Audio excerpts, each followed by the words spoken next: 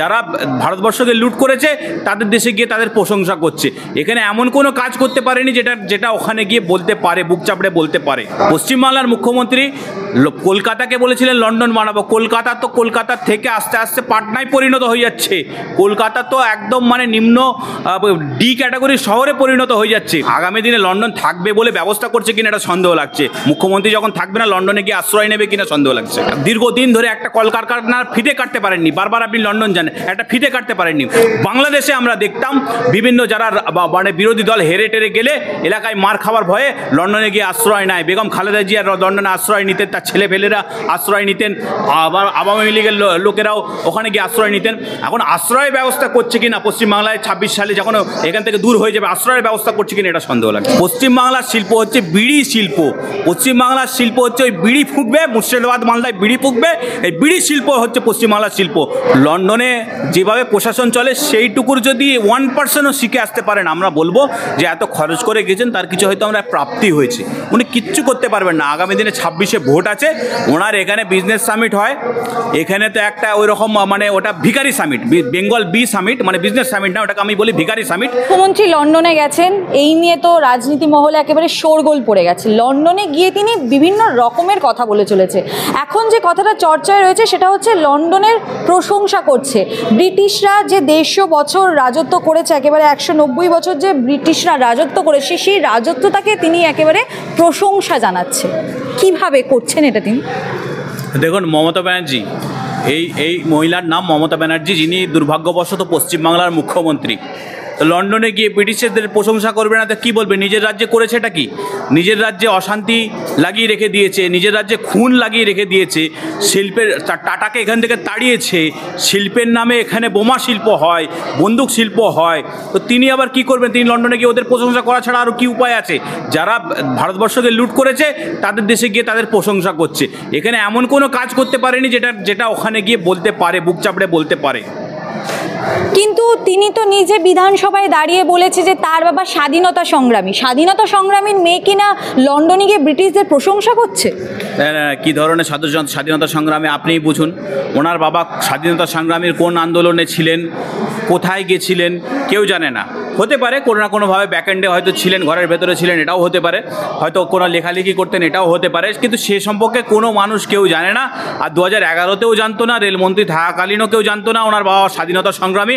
আজকে উনি লন্ডনে গিয়ে ওই সব কথা বলছেন। আসলে ব্যাপার হচ্ছে এটাকে বলে চাটুকারিতা। পশ্চিমবাংলার মুখ্যমন্ত্রী কলকাতাকে বলেছিলেন লন্ডন বানাবো। কলকাতার থেকে আস্তে আস্তে পাটনায় পরিণত হয়ে যাচ্ছে। কলকাতা তো একদম মানে নিম্ন ডি ক্যাটাগরির শহরে পরিণত হয়ে যাচ্ছে। তো আর কি করবেন পশ্চিমবাংলার জন্য? পশ্চিমবাংলার কলকাতাকে আপনি লুটত রাজ করেছেন। বেআইনি বিল্ডিং এখানে হেলে পড়ছে। লন্ডনে গিয়ে কি দেখতে পেলেন যে ওখানে কোনো বিল্ডিং পুকুরের ওপরে হয়ে হেলে পড়ছে? ওখানকার মেয়র কি ওরকম ক্লাবের ওপরে বসে স্যান্ডো গেঞ্জি পরে কি টাকা পয়সা লেনদেন করেন? সেটা কি ওখানকার মেয়রের সঙ্গে একটু কথা বলে দেখতে পেলেন? কি করে ওখানকার বেকারত্ব দূরীকরণ হয়েছে আপনি কি সেটা শিখে আসতে পারবেন? আপনার রাজ্যে দীর্ঘদিন ধরে একটা কলকারখানার ফিতে কাটতে পারেননি। বারবার আপনি লন্ডন জানেন, একটা ফিতে কাটতে পারেননি। তো সুতরাং পশ্চিমবাংলার মুখ্যমন্ত্রী হচ্ছে দুর্দশার কথা। মানে একটা রিল্যাক্স, এখানে গরম পড়েছে, শীত চলে গেছে, একটু ছুটি কাটাতে গেছে। অক্সফোর্ড তো ওনাকে ডাকেনি, কোনো একটা কলেজ ওখানে ডেকেছে যেটা নাকি অক্সফোর্ডের আন্ডারে পড়ে। তো ঠিক আছে, গেছেন শিখে আসুন কি করে দুর্নীতি থেকে ওখানকার দুর্নীতি হয় না, কি করে ওখানে ড্রেনেজ সংস্কার হয়, কি করে কলকাতার মানে পার্কিংয়ের নিয়ে এত সমস্যা, ওখানে বেআইনি পার্কিং কী করে সমস্যার সমাধান করেছে সেটা শিখে আসুন। বেকারত্ব দূরীকরণ কী করে হয়েছে সেটা শিখে আসুন। কি করে ওখানে স্বচ্ছভাবে শিক্ষক নিয়োগ হয়েছে সেটা শিখে আসুন। কি করে ওখানেও কয়লা পাওয়া যায়, ওখানে কয়লা দুর্নীতি হয় না, কি করে দুর্নীতি হয় না সেটা শিখে আসুন। কি করে ওখানকার মানুষ স্বচ্ছভাবে মহিলারা রাস্তায় ঘাটে চলাফেরা করে, তাদের এখানে পার্কস্ট্রিটের মতন ঘটনা ঘটে না, দোলঘাকি ঘটে না, বকটুই ঘটে না, আপনার সন্দেশখালি ঘটে না, সেইগুলো শিখে আসুন। ওখানে এইগুলো শিখে এলে আমরা উপকৃত হব। কিন্তু তিনি এটাও বলছেন যে ব্রিটিশদের সঙ্গে একেবারে আবেগের সম্পর্ক বাংলার। তিনি কিভাবে বললেন কথাটা? না, আবেগের সম্পর্ক হবে তো। আমি কি বলছি, যখন আপনার নিজস্বতা কিছু থাকবে না, আপনার রাজ্যে বলার মতন কিছু থাকবে না, ওনার জায়গায় যদি বিধানচন্দ্র রায় হতেন বা সিদ্ধার্থ শঙ্কর রায় হতেন, ব্রিটিশকে কি করে চড় মেরে আসতে হয় কথার মাধ্যমে সেটা ওনারা বুঝিয়ে দিতে পারতেন। উনি পারবেন না, ওনার তো কিছু নেই। উনি একসময় বলতেন যে আমি দুধ বেচতাম, দুধ বেচতে বেচতে যুব কংগ্রেসের নেত্রী হয়েছেন, বিজেপি সরকারের রেলমন্ত্রী হয়েছেন, দপ্তরবিহীন মন্ত্রী হয়েছেন, আজকে আবার মুখ্যমন্ত্রী হয়ে পশ্চিমবাংলাকে রসাতলে দিয়েছেন। একসময় এটা ছিল যে পশ্চিমবাংলায় বাইরের রাজ্য থেকে, অন্যান্য রাজ্য থেকে বড় বড় লোকেরা এখানে চাকরি করতে আসতো। ভারতবর্ষের জিডিপির কন্ট্রিবিউশন 25% পশ্চিমবাংলায় ছিল। আজকে আপনি কোথায় পৌঁছে দিয়েছেন? পশ্চিমবাংলা সরকারি চাকরিতে ডিএ পর্যন্ত আপনি দেন না। ওখানে খোঁজ নিন তো, ওখানে ডিএর এই ধরনের সরকারি কর্মীদেরকে সরকারের বিরুদ্ধে মামলা করতে হয় কিনা, ওখানে প্রতি মুহূর্তে কোর্টে যেতে হয় কিনা। সরকার আপনি কি চালাচ্ছেন? পশ্চিমবাংলার মুখ্যমন্ত্রী। সরকার তো এক প্রকার, সরকার কিভাবে চলবে কোর্ট আপনাকে বারবার বলে দিচ্ছে। তাই শিখে আসুন লন্ডন থেকে, শুধু হাওয়া খেয়ে ঠান্ডা ওয়েদারের মধ্যে থেকে হাঁটাহাঁটি করে ফটো তুলে আসবেন না। যে জিনিসগুলো পশ্চিমবাংলার জন্য দরকার, যদি শিখে আসতে পারেন, এই কটা বছরের এই কটা মাস আপনি মুখ্যমন্ত্রী আছেন, হয়তো কিছু উপকৃত হলেও হতে পারে। আচ্ছা, মমতা কি তাহলে ব্রিটিশ শাসনে আপ্লুত? ব্রিটিশ শাসনে কি খুব খুশি? পরাধীন ভারতে এই রকম ঘটনা ব্রিটিশরা ঘটিয়েছিল, সেই শাসনে কি তিনি আপ্লুত? সাধারণ মানুষ সেটা জানতে চাইছে।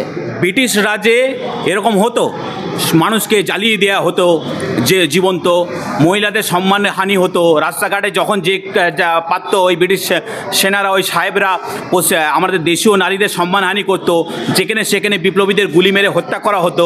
তাই তো পশ্চিমবাংলায় আজকে বিরোধী দল যারা করে তাদেরকে গুলি মেরে হত্যা করা হচ্ছে। তাই তো পশ্চিমবাংলায় মা বোনেদের সম্মানহানি করা হচ্ছে।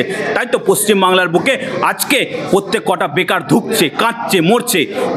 যাদের জন্য এখানে 76-এর মর্মান্তর ঘটেছে, যারা এই ভারতবর্ষকে শ্মশান পরিণত করেছে, যাদের জন্য ভারত দ্বিখণ্ডিত হয়েছে, যারা এই বর্ডার করে দিয়ে গেছে, তাদের প্রশংসা ওখানে করছেন করুন, চাটুকারিতা করুন।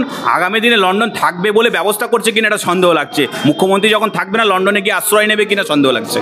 টেমস নদীর পাড়ে তিনি হাঁটতে বলছেন, আরজিকর প্রসঙ্গ যদি আসে আমার কাছে, তখন তিনি বলবেন যে ওরা বল করলে আমি ব্যাটিং করব, ছক্কা মারবো। ওরা কি ভেবেছে আমি তৈরি হয়ে আসিনি? নথি আমার কাছেও আছে, আমিও জবাব দিতে জানি। হ্যাঁ, তো এমন জবাব দিলেন, তো জবাব তো দিলেন আরজি করে।